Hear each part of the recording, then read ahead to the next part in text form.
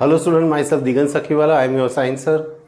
Today we will continue chapter number 8, how do organisms reproduce. Dear student, last time we learned about the asexual reproduction. Okay, today we are going to learn about the sexual reproduction. Sexual reproduction in that male and female gametes are combined and they make the zygote. They are in two categories, one is called the unisexual and bisexual. We will learn about the sexual reproduction in the flowering plant. So one by one we will learn. Sexual reproduction is a process of combining DNA from two different individuals during the reproduction. So male and female gametes are combined and the combination of DNA take place, that is called the reproduction. This is brought about by the fusion of male and female gametes. So in that what happened? This is bring about by the fusion of male and female gametes. There are two types, one is unisexual and bisexual. Unisexual organism where male and female reproductive organs are present in different individual, example human beings, dog, papaya, watermelon, etc.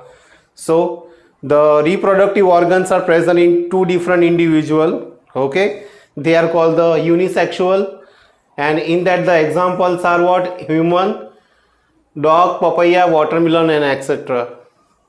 Bisexual organism in which the male and female reproductive organs are present within the same individual, example earthworm, China rose, etc.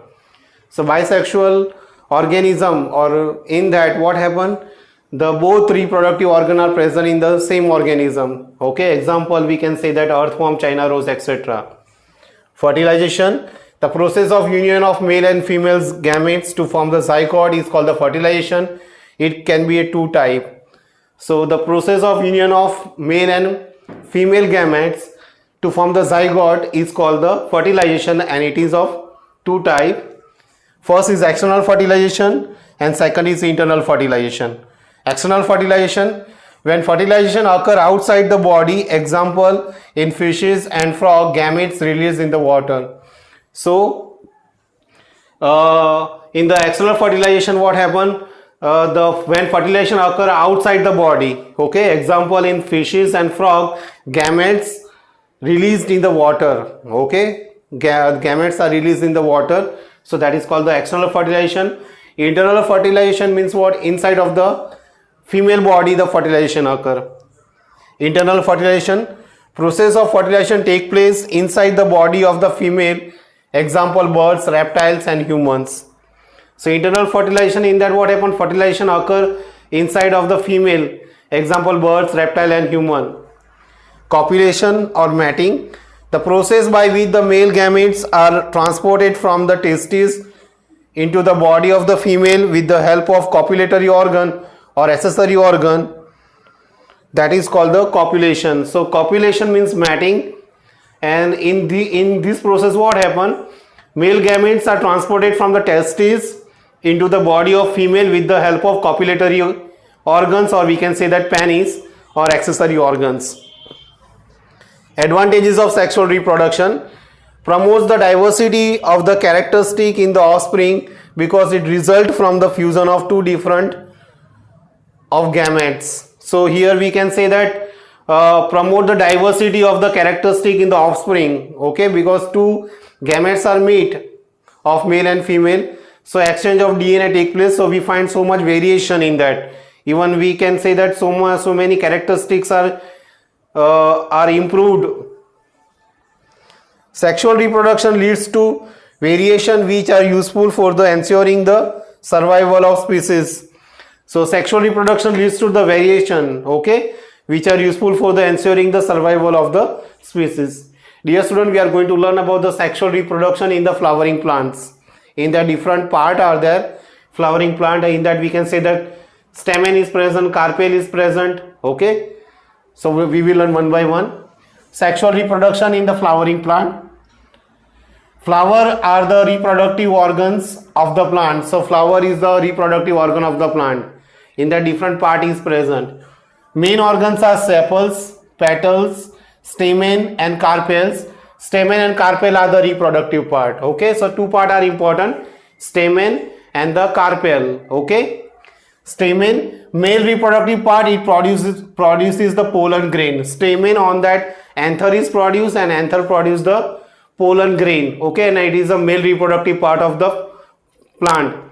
Carpel, female reproductive part present in the middle of the flower. So middle of the flower, in that carpel is present, in that bottom part, in that ovary is present.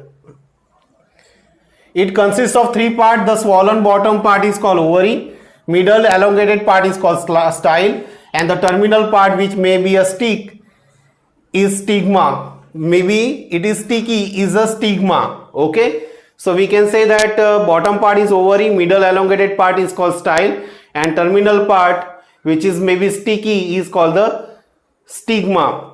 The ovary contains ovules. Each ovule has an egg cell. Each stamen consists of stalk called the filament. So we can say that stamen consists of stalk called what? Filament. And the flattened fertile top is called the anther. So on that we can say that flattened fertile part is present, that is called the anther, and on anther pollen grain is produced.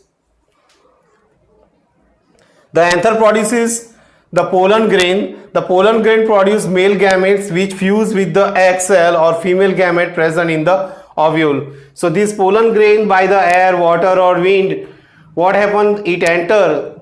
Pollen grain is the male gametes which fuse with the egg cell and female gamete present in the ovule.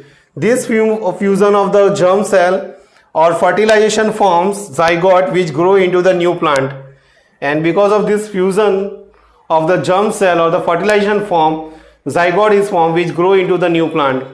Pollination, it is the transfer of pollen grain from the anther to the stigma by the agent like wind, water, insect, etc. It is of two types. So pollination is two types. One is called self-pollination and other is called the cross-pollination. In that what happened? Transfer of pollen grain from the anther to the stigma. Okay, and anther to the stigma by the agent like wind, water, insect, etc. It is of two types. Dear student, we know what is called the stigma, the top part of the center part, carpel part. Self-pollination, the transfer of pollen grain from the anther of one flower to the stigma of the same flower is known as the self-pollination. So what is called the self-pollination? Self-pollination in that the transfer of pollen grain from the anther of one flower to the stigma of the same flower is known as the self-pollination. So in the one flower only this process take place. Okay. Cross-pollination, the transfer of pollen from the another one flower to the stigma of another flower, either of the same plant or of the different plant of the same species, is known as the cross-pollination. So if the flowers are different, okay, and pollination is occur, then we can say that cross-pollination, the transfer of pollen from the another anther of flower to the stigma of another flower, either of the same plant or a different plant, the same species, is known as the cross-pollination. Dear student, we are going to learn about the fertilization in the plant.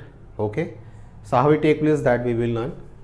Fertilization in the plant. A tube grow out of pollen grains and travel through the style to reach the female germ cell present in ovule in the ovary. So in the ovary, ovules are present, okay, and whatever the pollen grains are there, they are pollen grains and they travel through the style to reach the female germ cells, okay, present in the ovule in the ovary. Out of two male gametes present in the pollen tube, one fuses with the egg to form zygote. This fusion is called the fertilization. So out of two female gametes present in the pollen tube, one fuses with the egg to form the zygote, and this fusion is called what? Fertilization. After fertilization, the zygote divides several times to form an embryo within the ovule. So zygote is divided several times to form an embryo within the ovule. The ovule develops a tough coat and gradually turns into the seed. So this ovule develops a tough coat and gradually turns into the seed. The ovary grows rapidly and ripens to form the fruit. Okay, and the ovary grows rapidly and ripens to form the fruit. So dear student, this is all about the today's portion. If you like my video, then like and subscribe my channel. Thank you so much.